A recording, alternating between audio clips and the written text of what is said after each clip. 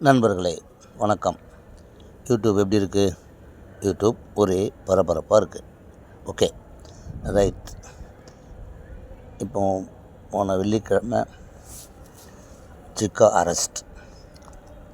Arrest இல்லை அப்படின்ற ஒரே விவாதம்.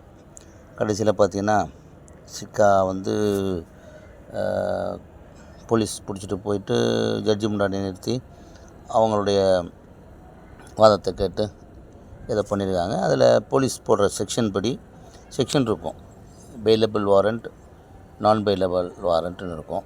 நான் பெயிலபிள் வாரண்ட்டுன்னா அது அரெஸ்ட் பண்ணி 15 நாள் ரிமாண்ட் பண்ணுவாங்க. அந்த செக்ஷன் அவங்க செஞ்ச அந்த போலீஸ் குறிப்பிட்டிருக்கிற அந்த குற்றத்தோட தன்மையோட செக்ஷன்ஸ், பிரிவுகள், ஐபிசின்னு சொல்லுவாங்க இல்லையா, அந்த பிரிவுகளின் படி அவங்க பெயிலபிள் வாரண்ட்டில் இருந்திருக்காங்க. அப்போது அவங்களுடைய விளக்கத்தை கேட்டுட்டு கனம் கோர்ட்டார் ஜட்ஜி ஐயா அவங்க அவங்கள ரிலீஸ் பண்ணியிருக்காங்க. அரெஸ்ட் பண்ணலை. அரெஸ்ட் மீன்ஸ் அந்த ஜெயிலுக்கு அனுப்பலை.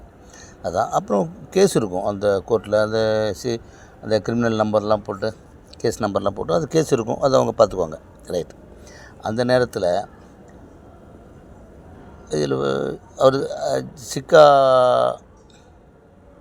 தவறு பண்ணியிருந்தால் அவர் ஜெயிலுக்கு போகிறதுல ஒன்றும் நம்மளுக்கு ஆட்சேபணம் இல்லை. அது ஜெயிலுக்கு போக வேண்டிய ஆள் தான். அதில் அவங்க டபுள் மீனிங்கு அதெல்லாம் நமக்கு பிடிக்காது. ஜெயிலுக்கு போக வேண்டியது தான். ரைட். அது ஒரு பக்கம் இருந்தாலும் முதல்ல இருந்த கொரோனா டைமில் இருந்த அந்த அவங்களுடைய லைவ், அவங்களுடைய வீடியோவெல்லாம் பற்றி ஆபாசமாக இருக்கும். ரொம்ப அதை விட பரவாயில்ல. இருந்தாலும் இன்னும் டபுள் மீனிங்கில் தொடருது. இது நமக்கு பிடிக்காது, மக்களுக்கு பிடிக்காது. ரைட், இருக்கட்டும். அவங்களுக்கு எதிரியும் இருக்காங்க, ஆதரவாளர்களும் இருக்காங்க. அது அவங்களோட ஒரு பக்கம் இருக்கட்டும். ஆனால் அந்த புரோக்கரையும் கட்டப்பை கருப்பையும் வச்சு கண்டென்ட் போட்டு பொழப்பு நடத்துகிற ஒரு ஜென்மம் காமக்கிழவி. அது உருட்டுது அந்த லைவில். அன்றைக்கி சனிக்கிழமைன்னு நினைக்கிறேன், வெள்ளிக்கிழமை அந்த டைமில் அன்றைக்கி நைட்டு உருட்டும் பொழுது அதுக்கு ஒரு ஃபோன் கால் வருது. வந்தோடனே அது பேசுது. அப்படியா ஏதோ பேசிகிட்டு இருக்கும்போது ஒரு பேப்பர் பேனா கேட்குது. அப்போ எதிர இருந்த அவங்களுடைய பெண்ணாக தான் இருக்கும்னு நினைக்கிறேன். அந்த பெண் அந்த பேப்பர் பேனா எடுத்து கொடுக்குது. ஓகே, பேப்பர் பேனா எடுத்து கொடுக்குது. இதில் என்ன சொல்ல வரேன்னா, அதை ஷூட் பண்ணுறது அட்மின் அவங்க பொண்ணு தான். ஆனால் அது சொல்லுது, என் பொண்ணு கெட்ட வார்த்தையிலையும் பேச வேணான்னு சொல்லிட்டாங்க அப்படின்னு சொல்லுது. ரைட்டு. ஆனால் பண்ணுறது பூரா நீங்கள் பார்த்துட்ருப்பீங்க. ரைட். நான் ஒன்று சொல்கிறேன் கேட்டுங்க. அன்னைக்கு சென்னையிலேருந்து ஒரு ஃபோன் கால், உடனே புறப்பட்டு சென்னைக்கு வரணுன்ற மாதிரி ஒரு ஃபோன் கால் வந்திருக்கும் போல். என் தகவல் போல் இல்லை, அப்படி தான் உண்மை. அப்போ இதுக்கு காலையில் அங்கே இருக்கணும், சென்னையில் இருக்கணும். அப்போது அதுக்கிட்ட காசு இல்லை. ஒரு ஆளுக்கிட்ட, ஒரு பெண்மணின்னு வச்சுங்களேன், அதுக்கிட்ட கெஞ்சி கூத்தாடி அந்த ஃப்ளைட் டிக்கெட் போட சொல்லி, ஃப்ளைட் டிக்கெட்டை சென்னைக்கு போட சொல்லி கெஞ்சி கூத்தாடின ஆடியோ நம்மக்கிட்ட இருக்குது, வெளியாக இருக்குது. ஆனால் வெளியிடலாமா? வேண்டாம். ஏன்னா அதை கொடுத்தவங்க அவங்க பேர் கேட்டு அவங்க நெருங்கியவங்க தான். அந்த குரூப்புன்னு சொல்லுவாங்களே, அந்த குரூப்பில் உள்ளவங்க தான் ஆடியோ வெளியிட்டாங்க. ரைட், இருக்கட்டும். அதை பற்றி தெரியும். அது பிச்சைக்கார கிளவி. அது பில்டப்புன்னு எல்லாம் ஊருக்கே உலகத்துக்கே தெரியும். இது திருப்பி அதை பேசி நம்மளுக்கு டைம் வேஸ்ட். ரைட். அப்புறம் இது இங்கே சென்னைக்கு என்னமோ வேலை பார்த்துருக்குது. அப்புறம் கார்லலாம் லைவ் போட்டு ஃபுல் போதை கலையெல்லாம் போட்டுச்சு. அது இப்படி இருக்கும் போட்டு அது இப்போ அதுக்கு என்ன பிரச்சனைன்னா, கண்டென்ட்டுக்கு ஆள் வேணும். கண்டென்ட்டுக்கு ஆள் சிக்கா தான். புரோக்கர் தான் கண்டென்ட்டுக்கு. கட்டப்பை கருப்பியும் டோமரும் தான் கண்டென்ட்டு. இவங்க எல்லாமே கண்டென்ட் பேர் வழிகள். இவங்க எல்லாம் கண்டென்ட் பேர் வழிகள். மக்களே நம்பாதீங்க. இப்போ என்னன்னு கேட்டிங்கன்னா, அதோட கேஸு 43 கேஸில் சென்னையில் நடக்கிற கேஸுன்னு நினைக்கிறேன். சென்னையிலே ஒரு 2-3 கேஸ் இருக்குது. சென்னையிலேயே அந்த கேஸில் நடத்துறதுக்கு பணம் வேணும். மக்களே, இப்போது காமக்கிழவி தன் ஆட்டத்தை ஆரம்பிச்சிருக்கோம். அதனால் நீங்கள் தயவுசெய்து மக்களே பணம் போடாதீங்க, பணம் கொடுக்காதீங்க. அதை பண்ண போகிறேன், இதை பண்ண போகிறேன், டோமரை இவனை அந்த புரோக்கரையும் கட்டப்பையும் ஜெயிலில் போட போகிறேன்னு பணம் கேட்டால் கொடுக்காதீங்க. இப்போ அதுக்கு பணம் வேணும். ஃப்ளைட் டிக்கெட்டே ஒரு ஒரு கமெண்டர்கிட்ட கெஞ்சி கூத்தாடி ஃப்ளைட் டிக்கெட்டை போட்டு இங்கே வந்த காமக்கிழவி பணத்துக்கு திண்டாடிட்டு இருக்கு. இப்போ பணம் இல்லாதக்கிட்ட பிச்சை எடுத்துகிட்ருக்கு. சரியா? ரைட், இப்படி இருக்கட்டும். இருந்தாலும் இனிமேல் நம்ம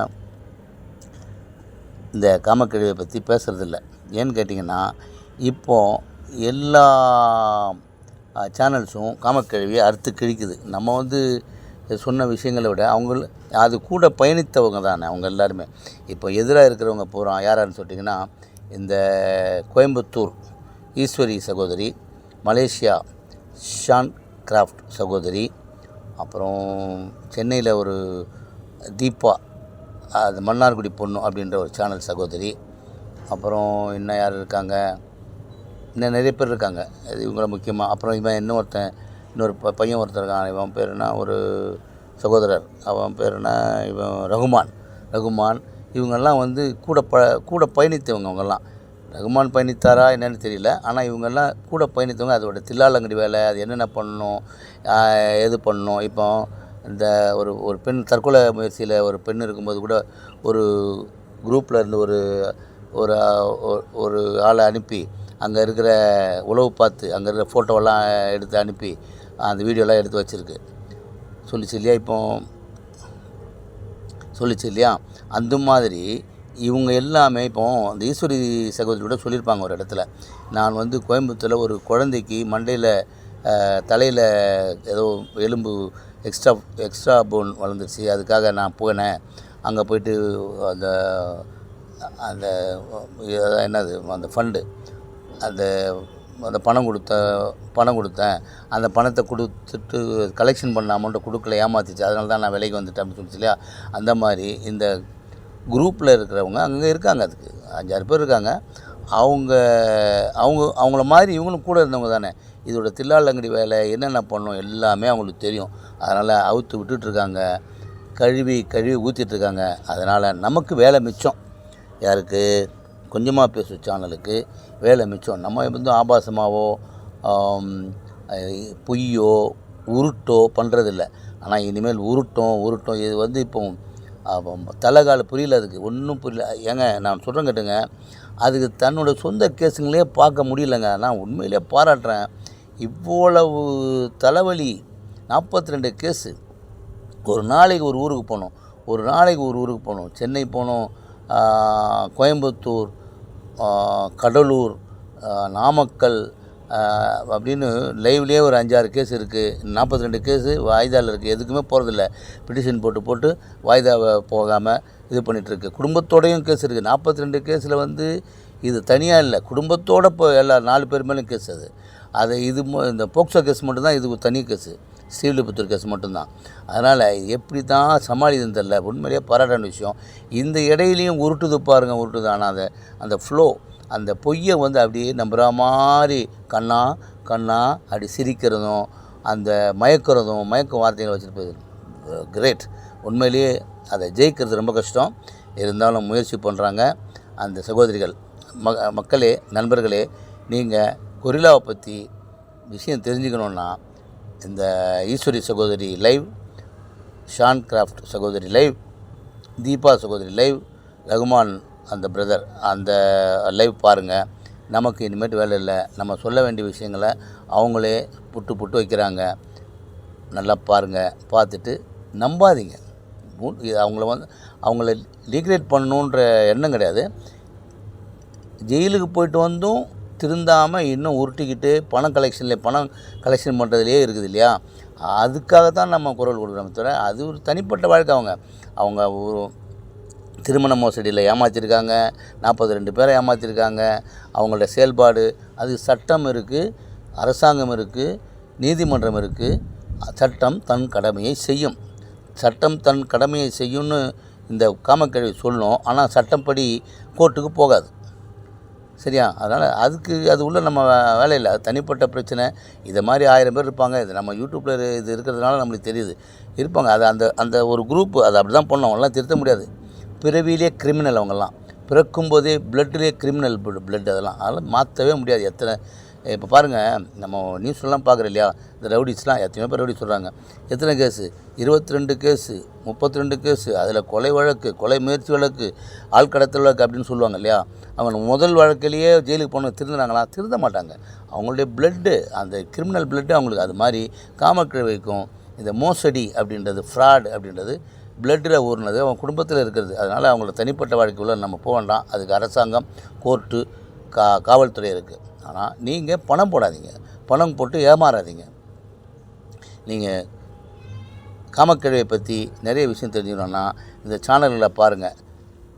கோயம்புத்தூர் ஈஸ்வரி சகோதரி, மலேசியா ஷான்கிராஃப்ட் சகோதரி, அப்புறம் சென்னை மன்னார்குடி பொண்ணு அப்படின்ற சேனல், ரகுமான் சேனல், அப்புறம் நம்ம புரோக்கர் சேனல் எல்லாம் பாருங்கள்.